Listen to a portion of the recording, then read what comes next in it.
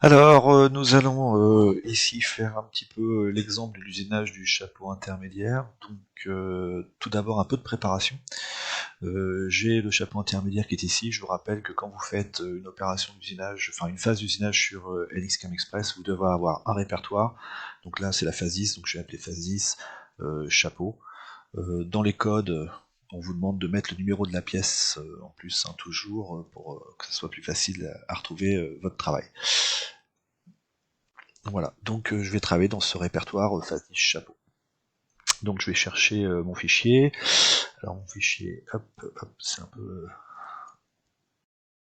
Je navigue, je vais chercher mon répertoire. Voilà, je travaille dans ce répertoire-là. Ah, j'arrive, voilà. Et je vais chercher la pièce qui est ici. Donc on a vu précédemment un petit peu la définition de mes pièces. Donc les valeurs que je vais prendre ici sont pas forcément les bonnes valeurs, hein, mais je vais me positionner par rapport à ma pièce. Donc je vais par exemple usiner comme cela. Donc première chose, je dois avoir l'onglet Manufacturing Express qui est affiché. S'il n'est pas affiché, il faut configurer pour le faire apparaître. Donc je passe en mode fraisage. Programme 1, il n'y a rien dedans. Les outils sont ici. Donc je sais que je vais avoir besoin de plusieurs outils. Donc un forêt diamètre 12 et des forêts et un alésoir pour faire le 8 hachette. Donc je vais regarder la liste des outils qui est disponible. Donc je vais lui mettre ça, hop, P2I. Donc vous avez une liste outils qui vous est proposée, feuille outil TP distant. Vous êtes sur une machine qui est la machine VF1. Donc vous cherchez la machine VF1. C'est la Micron celle-là. VF1, voilà. Et donc on a un forêt de 7,5 qui est à l'emplacement 17, un laser de 8 qui est à l'emplacement 18, et à l'emplacement 7, vous avez un forêt diamètre 12. Donc il faut qu'on vérifie maintenant ça sur le logiciel. Sur le logiciel, à l'emplacement 7, vous n'avez pas d'outil. Donc je vais tout simplement, comme c'est un forêt, je vais faire un copier-coller. Donc vous voyez, bouton droit, copier, et puis je clique sur l'emplacement 7 et je fais coller dans. Voilà, donc ça me copie un forêt. Je vais renommer. Alors c'est avec ce bouton là ou directement F2, je vais lui dire que ça s'appelle un forêt de 12, et je double-clique sur le forêt de 12 pour lui dire, je vais cliquer sur l'icône, voilà, et je mets que le diamètre d'un forêt de 12, c'est 12. Je valide. Donc pareil, je vais faire un copier, je vais faire un coller dans 18, et je vais faire un coller dans 19. Voilà, j'ai donc, ici, je sais que je dois mettre un forêt de 7,5, donc je renomme et je le nomme 7,5. Et ici, je le renomme et je vais l'appeler alésoir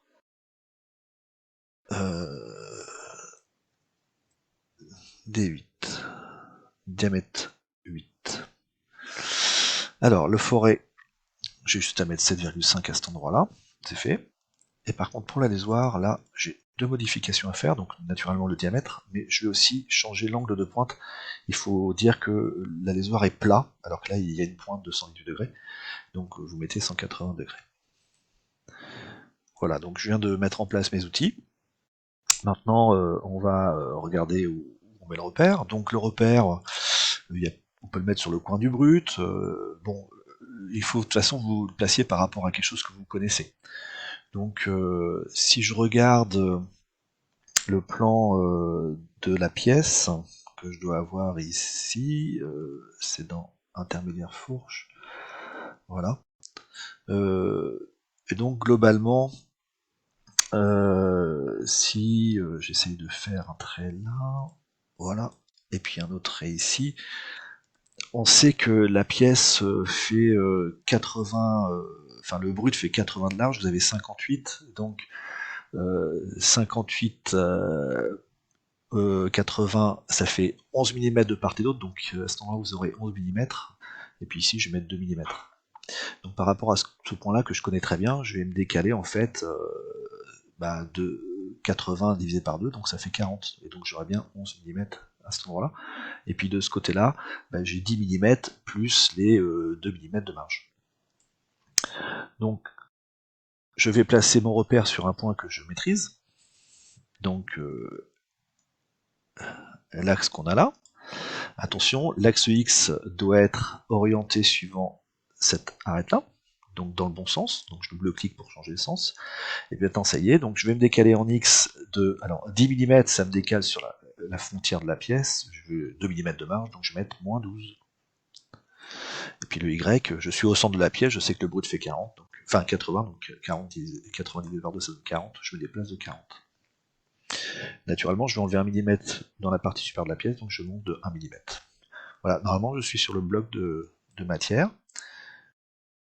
Et qu'est-ce que je dois usiner? Ben, je lui indique que j'usine cette pièce-là. En déclarant cette information-là, automatiquement il me crée un bloc de matière parallélépipédique qui contient la pièce.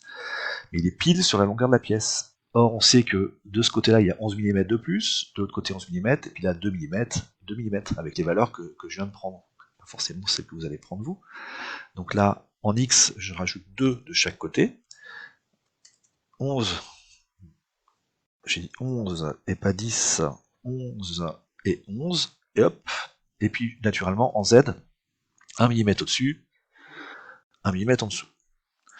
Et vous voyez, mon origine est exactement sur le coin du brut. Voilà, donc il faudra que je fasse attention, quand je ferai l'usinage de ma pièce, je mettrai l'origine sur le coin de ce brut-là également. Je valide. Et donc maintenant, bah, première opération, ça va être le surfaçage. Donc on va cliquer sur les assistants, on va aller sur surfaçage, je sélectionne donc la fraise à surfacer, je vais faire directement du surfaçage en finition, je surface cette pièce-là, et puis vous allez mettre vos conditions de coupe. Donc moi là, je vais dire que j'enlève 1 mm. Alors c'est 2 mm en donné conditions de coupe. De toute façon, il n'y a qu'un millimètre à enlever, donc il ne pourra pas en enlever plus que ce qu'il y a. Là, je vais mettre des conditions de coupe d'ébauche pour être assez rapide. Ça marche très très bien ici dans les opérations qu'on va faire, donc je vous conseille de mettre celle-là aussi, et je génère le code. Voilà, donc on a fait notre premier surfaçage. Bon, on va continuer. Une fois que j'ai fait le surfaçage, eh bien, il faut que je fasse l'enlèvement de matière latérale. Cet enlèvement de matière latérale, bah, je peux le faire directement avec un petit outil, mais si je le fais avec un petit outil, il va falloir enlever la matière qui est ici, donc ça va peut-être prendre un peu de temps. Donc je vais plutôt faire un détourage intérieur-extérieur. Je vais choisir un outil qui est large, donc je vais choisir la fraise de diamètre 63, le tourteau 63, et je vais faire en ébauche, ce qui fait qu'il va pas faire la surface réelle, hein, il va décaler un petit peu, faire en ébauche. Donc je vais mettre pareil, 2 mm d'usinage. Hop. Les conditions de coupe, il faudrait faire du... Comment on appelle ça? C'est du détourage, donc c'est du fraisage combiné. Je me rappelle pas des valeurs, donc je vais mettre ces valeurs-là pour avoir une idée. Mais c'est pas les bonnes valeurs, ça c'est des valeurs pour faire un surfaçage. Voilà. Et puis bah, je le laisse décider, donc il regarde le brut, il regarde la pièce à finir, et il va générer l'usinage. On va juste vérifier, quand on fait ça, est-ce qu'il a usiné un petit peu en dessous de la pièce. Donc je vais mettre sur la face avant de la pièce, en cliquant sur l'opération que l'on vient de créer. Donc ici, on voit bien qu'il y a un trait bleu qui est en dessous. Donc il va bien 1 mm en dessous de la pièce, donc ça c'est important. Ça permet d'être sûr qu'on aura la bonne longueur de pièce quand on fera la suite des opérations. Donc voilà, donc j'ai fait mon ébauche. Naturellement, c'est pas très propre, donc je vais faire une finition. La finition, soit vous faites avec un contournage, pour avoir vraiment une très très bonne qualité, soit on refait une ébauche avec des tourages intérieurs, mais en mode finition avec l'outil qui correspond. Donc là, bon, je vais faire un contournage. Contournage, donc avec la fraise de diamètre 12, fraisage en finition. Je vais enlever, donc, alors là c'est une fraise carbure monobloc, donc je peux enlever 2 mm. Il faudra bien regarder vos conditions de coupe. Je vais choisir les courbes, et puis ouais, je vais sélectionner toutes les courbes qu'il y a ici.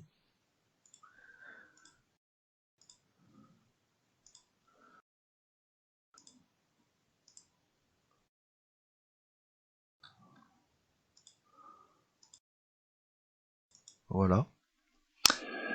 Et l'outil est situé à l'extérieur du contour que je viens de créer. Hein. C'est un contour fermé, donc je valide. Ensuite, je vais lui dire, ah bah tu dois hésiter par rapport à ce plan-là, mais ce plan-là, moi j'avais décalé d'1 millimètre en dessous, donc je vais décaler d'1 millimètre à cet endroit ici, je fais OK. Voilà, les conditions de coupe, donc je rappelle, ici moi j'utilise une fraise carbure monobloc, donc ces valeurs sont les bonnes, mais il faudra faire attention, dans le poly vous n'avez pas ces outils-là. On verra avec votre enseignant directement. Voilà, et là on a terminé notre opération, je génère. Voilà. Ensuite, eh bien, on va s'occuper du pointage. Donc, je vais créer une opération. C'est une opération de pointage. Vous vérifiez bien qu'ici, vous avez 1000 planards GCP. Pointage. L'outil, c'est un forêt à pointer. La méthode, c'est du perçage. On usine la pièce à usiner. Et puis là, je vais cliquer sur le choix des opérations et hop, je sélectionne. Alors pour sélectionner, là je sélectionne la surface, mais des fois ça ne fonctionne pas. Vous pouvez choisir ici, sélectionner l'objet et vous allez pouvoir choisir centre d'un point, d'une arête, etc. Donc ça permet de vraiment avoir des choix très précis si on a besoin. Bon voilà, ici il n'y a pas de problème. Je vais récupérer donc ce cylindre. Et puis je vais tous les passer en revue. Parce que le pointage c'est le même pour tout le monde. Voilà. On met en place les conditions de coupe, je ne vais pas le faire ici, et je génère les trajectoires. Voilà. Une fois que vous avez fait ça, on recrée une opération de perçage. Cette fois-ci, je vais faire le forêt de 7,5. Donc je vais faire je vais préparer les alaisages. Donc le forêt de 7,5, je vais le passer sur tous les trous en fait, parce que ça va faire 7,5 sur ce trou-là. Puis après, je passerai à 12. Donc ça va, on va faire étape par étape, on va pas percer directement à 12. Donc le forêt de 7,5, je valide. Je choisis donc tous les perçages que j'ai à faire. Voilà. Naturellement, une fois que j'ai fait ça, je dois mettre en place mes conditions de coupe. C'est de l'aluminium, la pièce, donc ici je mets 40. Et vous pouvez écrire directement 7,5 divisé par 80, ça vous fait les calculs. Voilà. Et je génère. Voilà, j'ai terminé ce pré-perçage. Maintenant, qu'est-ce qu'il me reste à faire? Créer une opération ici, toujours de perçage, mais je vais faire avec la lésoire de diamètre 8. Je vais faire les trous qui m'intéressent. Donc là, je sélectionne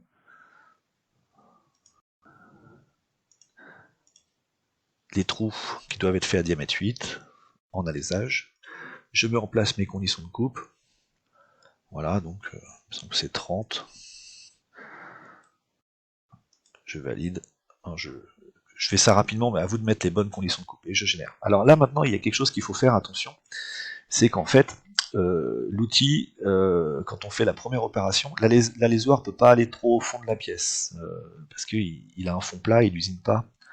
Donc là, vous voyez que votre perçage, par rapport à l'alésage, effectivement, le petit trait bleu s'arrête un petit peu avant, par rapport à ce qu'on avait sur le perçage. Mais moi, je veux pas prendre de risque, donc le perçage que j'avais fait avant, je vais aller le modifier. Donc je reclique sur ce bouton-là, et puis vous voyez, toutes ces opérations, pour lui, c'est une profondeur de 10, donc tout est sélectionné là actuellement, autrement vous sélectionnez avec CTRL et SHIFT, et puis je vais lui dire, non, mais ta profondeur, elle est bonne ce que tu m'as trouvé, mais je vais t'augmenter un peu la profondeur, donc je vais définir pour l'utilisateur, et je vais lui dire, non, tu vas plus profond, tu vas aller à 14. Voilà, et on voit bien les cylindres violets qui passent à 14. Voilà, ce qui fait que je vais avoir plus de marge entre la fin de mon alésage et la fin de mon perçage. Parce que l'alésage, comme vous avez un chanfrein à l'extrémité de la lésoire, il faut le faire descendre un tout petit peu plus bas. Donc, vous voyez là, 14, je suis peut-être même un peu limite, je vais mettre 16, pas prendre de risque, 16, je fais OK, je vais régénérer ça. Et donc, l'alésage que j'ai fait ici, je vais demander d'aller un tout petit peu plus profond, parce que là, vous avez le chanfrein, on ne le voit pas le chanfrein de l'alésage ici, enfin le chanfrein de l'alésoire, donc je vais lui dire, tu vas aller un tout petit peu plus bas, et tu vas aller à 12, pour être sûr que ça dégage correctement.